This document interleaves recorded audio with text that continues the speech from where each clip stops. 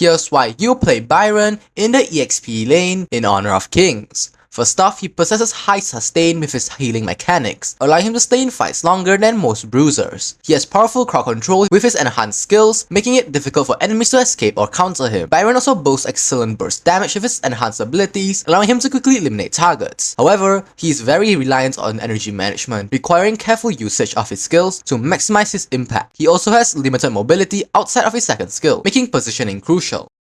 Biron's passive. Fearless Chariot. Biron's basic attacks and unenhanced skills charge his weapon when they hit an enemy. When the charge exceeds 30 points, each basic attack deals additional physical damage and restores health. Skills gain different enhanced effects but do not generate energy when hitting enemies. Basic attacks and skills restore energy points per hit, allowing Biron to keep up his sustain and damage in extended fights. Biron's first skill, Electrifying Charge, swings his weapon in front of him twice, each strike dealing physical damage and restoring HP based on his lost HP. When it is charged, the damage and healing increase significantly, making the skill even more powerful for trading and survivability in lane. Biron's second skill, Storm Charge, charges forward, dealing physical damage to enemies in his path. After charging, his next basic attack is enhanced, dealing additional physical damage and applying a slow. When energy exceeds 30, the enhanced basic attack deals more damage, knocking the target airborne, stuns them, and applies an additional slow. This makes it a great tool for locking down enemies. Biron's ultimate, Force Field Suppression, smashes his weapon to the ground, dealing physical damage and slowing nearby enemies. He also generates a shield that absorbs a significant amount of damage for several seconds. When charged, the damage and shield value increase significantly, and an electric arc is created that damages enemies and steals their movement speed to boost Biron's mobility. A typical skill combo for Biron is to start with his second skill into a basic attack, followed by an ultimate, then first skill,